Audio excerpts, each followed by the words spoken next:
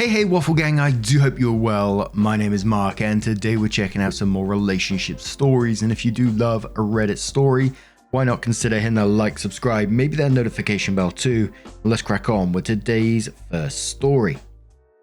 Now today's first story comes from, hopefully I'm going to pronounce this correctly, Tortuga Tramposa, who says, "Am I the arsehole for yelling at my family for getting me a birthday cake I don't want for the 15th year in a row? Unfortunately, I, 18 female, was born a day after my cousin, 20 female. Ever since I was little, my needs for my birthday were always outshined by hers. We always did family events to celebrate our birthday since we're the oldest kids in our family, so we kind of just shared a birthday. We had the same cake, my family either never wrote my name on it or would messily scribble on it last minute. Party decorations and games catered to her taste, and mostly all gifts would be for her. I just usually ended up getting a $10 gift card for Walmart or something. Or she always got dolls, games for a Nintendo DS, and even a puppy one time. I always felt like that I didn't matter for my birthday. Even my, the word that always haunts me. I will try my best. Even my quinceañera fell flat, since my family went all out making my cousin feel like the most special girl in the world. But my cousin was always nice to me, and she would give me some of her gifts just to put a smile on my face. This year was my 18th birthday, and all my relatives were gathered in one place to celebrate me and my cousin's birthdays. My mother had promised me my own separate cake, and that I'd be an Oreo ice cream cake, my favorite cake, so I was excited. When my abuela gathered the family together to blow out the candles and sing happy birthday, my cousin and I got in our respective spots. They started singing while my mother brought a cake to the table and placed it in front of my cousin. It was a strawberry cheesecake. After we got done singing, my cousin blew out her candles and everybody clapped. My aunt started to cut the cake and I would audibly ask about my cake. My entire family looked confused and they all say, "This cake is for the both of you." My cousin spoke up saying, "But it only has my name on it." I looked to my mum, who had a "what" expression on her face. I asked about the cake and she told me, "You don't need the extra sugar." At this point, I just lost it, screaming at my family members and calling them all arseholes. I cried about how this is the 15th year in a row that they've left me out and forgot about me, and how they ruined my birthday by always prioritizing my cousin. My cousin and little brother also jumped in and defended me, saying that I'm always never thought of. My abuela had the audacity to deliberately interrupt me, telling me to sit down and stop yelling. Through anger, I yelled that I never wanted to see any of them again and stormed off. My cousin and brother followed me, all comforting me while I cried my eyes out. This happened a few days ago, and I've been receiving angry messages from my family members calling me an ungrateful bee. I'm at my cousin's apartment right now writing this, all while texting my little brother to vent. Am I the arsehole for yelling at my family for not giving me the cake that I've wanted nearly my entire lifetime? I'm not the arsehole from me, I can't blame you. This is 15 years of resentment built up here. And I can't blame you for blowing up like you did in that situation. You just had enough of it. But let's face it, it's not about the cake itself, it's about the way that they're treating you. And in the comments, Taco Master says, "Not the arsehole, your family seems toxic. It's also kind of shocking that your own parents are giving your cousin priority over you. I don't know if it's to the point of completely severing them from your life, but it sounds like it's close. If you still live with them, you might want to consider looking for a job so you can move out, or if you're going to college, getting some student loans and moving out with that money. You've just turned 18, so it might not have sunk in yet, but you can literally do or get yourself whatever you want now. You don't have to put up with them or listen to them. Also, have your future birthday parties with friends and specifically tell your family they are not invited." Energy that says, "Not the arsehole. Apart from your cousin and little brother, your family is horrible. Your mother knew this was an issue for you, made a promise, broke it, and expected you to just shut up and stay quiet about it like you did the previous 14 years. This isn't really about the cake, it's about the fact that you're the lost child in your family, and no one cares except your cousin and brother. I mean, if they wanted to plead ignorance, they should be sending messages of concern or confusion, but instead all you're getting are insults for daring to not want to stay in your assigned role of misery. They knew they were ignoring you, they just didn't care and are trying to guilt trip you into staying in their horrible world of dysfunction. When your brother is old enough to be independent, you and him should ditch these people and heal from whatever damage this dysfunction has done to you. Your cousin may be forced by them to choose to eventually. But it sounds like she's a good person who will choose you without a second thought because unlike them, she actually likes to see you happy. Kidneys are underrated says, not the arsehole. Reading the story, this is more than just about some cake. It's about having countless birthdays ruined because your special day just didn't feel like your special day. I disagree with the comments telling you to either apologize or get over it. To be honest, the birthday situation just feels like the tip of the iceberg for something worse. 4 days later, OP edits that post and says, after reading the replies, my cousin and I have made the tough decision to block all of the toxic family members and go no contact. I'll be living at my cousin's apartment now and we're working on finding me a job. Then edits again and says, I won't be responding to any more comments, but just know that I'm in a safe place right now and we're working on where to go from here. Not just a job, but finding a way to afford college for me and such. Thank you, Reddit. There might be an update post soon since a lot has happened after the drama of going no contact. So there were some questions as well, which OP gave some additional information. Someone said your cousin and brother sound like they're the only reasonable people. Maybe you could go out just the three of you for cake, and OP said funnily enough that's exactly what happened after I walked off. My cousin took my brother and I back to her apartment, and she went to our local Walmart and got an Oreo ice cream cake for me, as well as 18 candles. She sang Feliz Cumpleaños, pronunciation I apologize to me, and gave me $100. Someone says, where are your parents in all of this? Why have they let this happen over the years? OP says my parents funded the parties as well as my aunt, uncle, and abuela. I remember asking them why I never got my own cake when I was 11, and they simply told me we don't have enough money. But that's a lie, since the house that I've grown up in is pretty big. They have 2 BMWs in the driveway, and my little brother is going to private school soon. Someone says, did your mum forget? Is she too broke? And OP says it seemed like she just didn't want to get it. She even texts me, can't believe you're mad that I didn't get you a damn cake. You didn't need it anyways, with a laughing emoji. Someone says to OP, why is everyone seemingly against you? What is the root of this favoritism? Is there any context? OP says, I hate to make this a long self-pity party, but I'll tell everything that's happened growing up. I was kind of an unwanted child by my dad since he wanted a son, and I wasn't feminine enough for my mother. I even remember when I turned 6 that my parents just kind of put me to the side after my little brother was born. I've never really felt like I earned the spotlight enough. They would always congratulate my brother when he made an accomplishment, but mine just kind of fell flat. My parents are the types that believe that art isn't a real job. They just kind of shook me away whenever I showed them a drawing I made. And my mother would always make offhand comments on how much she wished that I was like my cousin, who's more feminine, traditionally ladylike, and was an academic scholar back in school. She graduated with summa cum laude. I was basically a C average student, tomboyish and kind of average looking in appearance. I get that I'm not the perfect kid, but I kind of wish my parents at least would treat me like their kid, you know?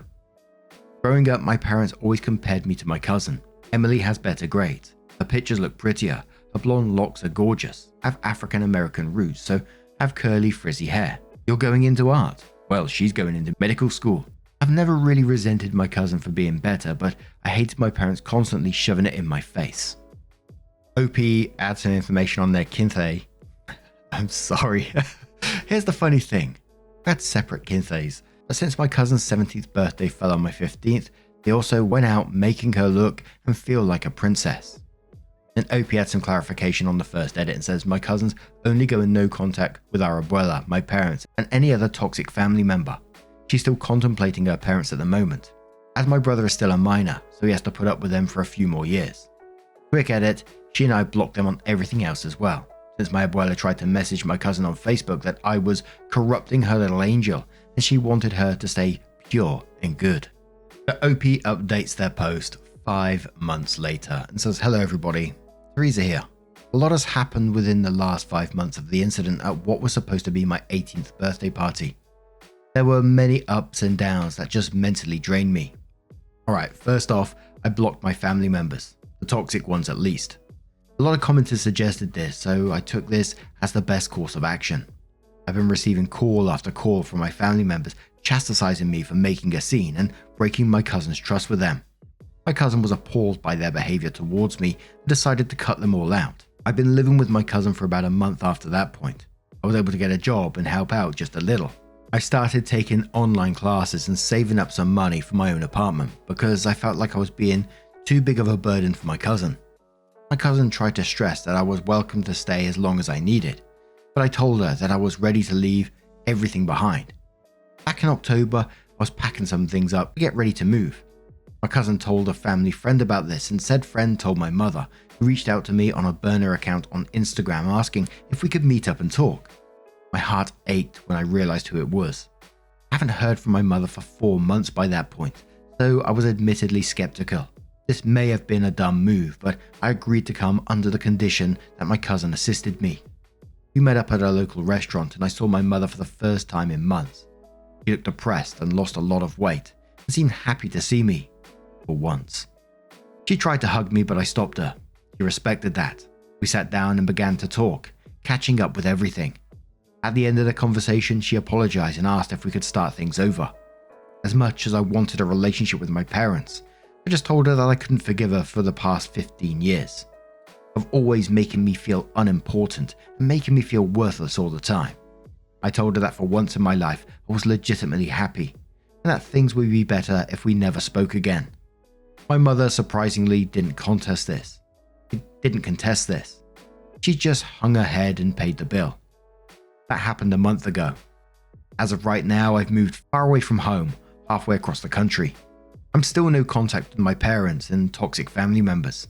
I live in a small apartment and have a decent job as a waitress. My cousin, little brother and I chat time to time, and we're still doing great as ever.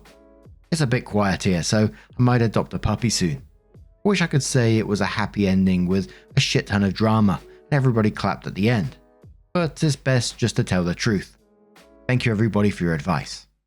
And that's an incredibly sad story for what OP's had to go through, but at the same time it's positive in some ways for OP that they've been able to move past this, set their own boundaries and find happiness in their own life, because the alternative is carry on down this path of toxic family. But now I'm going to turn this one to you guys. What do you guys make of this situation? Let me know your thoughts down in the comments below. Let's move on to another story.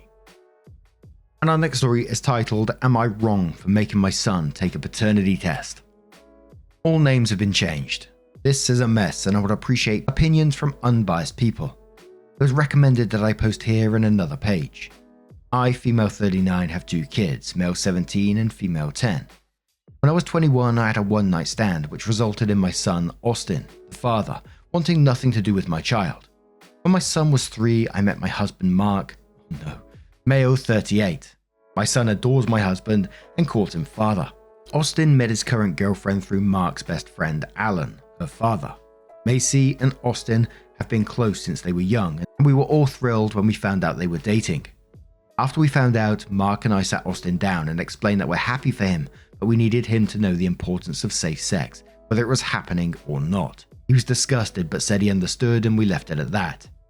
For context, my son is what others describe as shy and soft-spoken.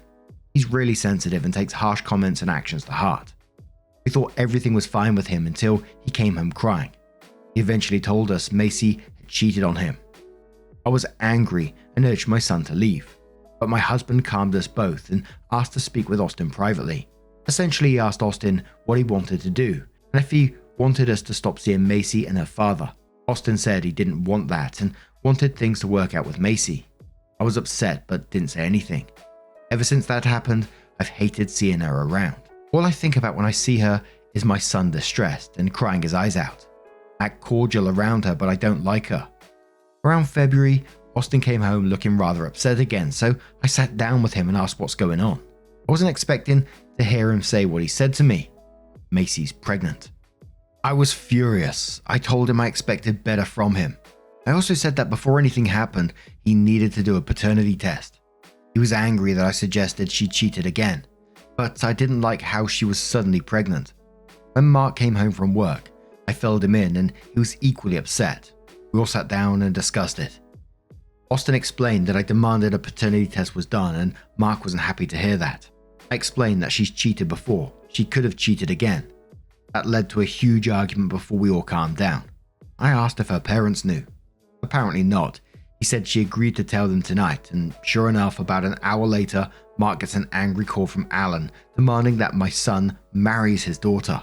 And if Austin refuses, he demands that he pay child support and stay out of the kid's life. Of course, we were all angry and exhausted, so I said that nothing was happening until a paternity test was done, and I wasn't taking the word of a cheating little girl. He blew up at us, and it was radio silence after the call. Macy was told that she can no longer see Austin, and he took it out on me. A few weeks ago, Alan contacted us and agreed to do a paternity test. I asked why the sudden change, but he ignored me.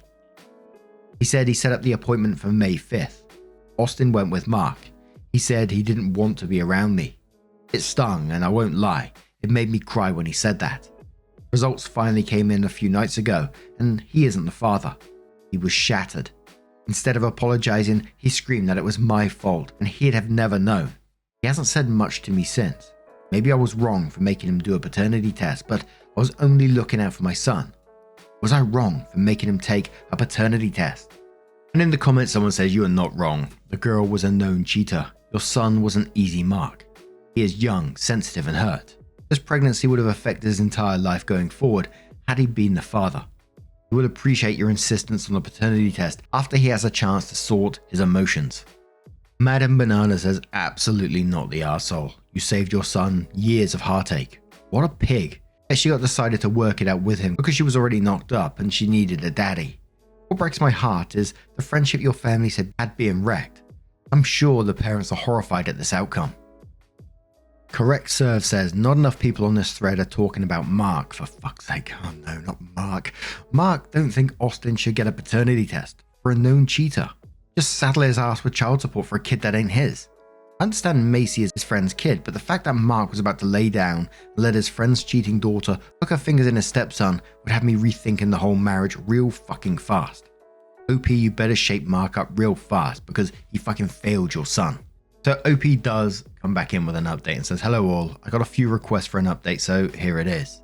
First of all, I'd like to thank everyone for their opinions. I was questioning if I did the right thing since finding out he wasn't the father and thought I was too rough with the situation. We've all been in therapy, group and individual. My son has started to come around and apologize for the yelling and the shitty choices. He calls it that, not me, he made. His therapist encouraged him to explain his thought process about the entire thing. And essentially, he thought she was the one. She was his second girlfriend and thought they had a strong bond until one of his friends showed him a picture of her kissing some other guy. It turned into a big fight and only escalated when he found out that they had slept together. I myself have been cheated on, and it made me angry to know Austin had to experience it himself. He said he wasn't happy about the entire thing and he's feeling guilty for taking it out on me. We hugged it out and got ice cream afterwards. Our little ritual after we've had an argument. Austin also broke up with Macy after finding out. Of course, she blames me for the entire thing, but she's old enough to know that her actions have consequences. She hasn't been handling it well. Apparently, she's been lashing out at everyone possible and attempted to egg our house. Austin has been quiet, but I can tell he's starting to accept what's going on, and he's been spending more time with friends. I've been giving him his space, and I think that's helped in the long run. Now onto Mark. A lot of people had a lot of assumptions about him and some even suggested he is the father, but that is far from the truth. He's known this little girl her entire life and thought she was better than that. He wasn't trying to save his friendship with Alan. He was allowing our nearly adult son to make his own choices and deal with the consequences of said choices. Macy has also given birth recently, and we know who the father is. Unfortunately, the father was Austin's best friend, Chris. He decided it was a good idea to tell Austin while they were hanging out here. I wasn't in the room when he was told, but I was there when he started to beat Chris up. I was outside setting up Halloween decorations in the front yard when I heard a thunk and some screaming. So I ran in through the front door to find Austin punching Chris over and over again. Mark also heard the commotion and came to pull Austin off Chris. Chris apologized and left. It wasn't until we drove away that Austin broke down crying. We all went out for dinner that night and we've tried to cheer him up, but I'm starting to realize he needs space on this and to let him come to me about it when he's ready. Mark and Austin have been going out the last couple of days. Mark says that he remembers when he was Austin's age and only hopes he's helping him realize that he's got a whole lifetime to find his one. Therapy has helped us out. but I know he needs space to process this. Thank you all once more, and please take care of yourselves. Someone asks OP, saying, also, what happened with Alan? OP says, as far as I know, he's gotten in contact with Chris and his parents and they're working out child support. I haven't personally heard from him, but this is what Mark has told me. Someone also says, I wonder if he was hostile with them as he was with Yor. Their friendship had survived unscathed, or were they distant up until the paternity test? OP says they were distant, and they are still distant. But now I'm going to turn this one to you guys. What do you guys make of this situation? How would you deal with it if it was you? Let us know your thoughts down in the comments below. And just a huge thank you from the bottom of my heart for getting involved in today's stories. Your love, your support, your time always means the absolute world to me. So thank you so much for being involved, and hopefully I'll see you in the next one. Take care and much love.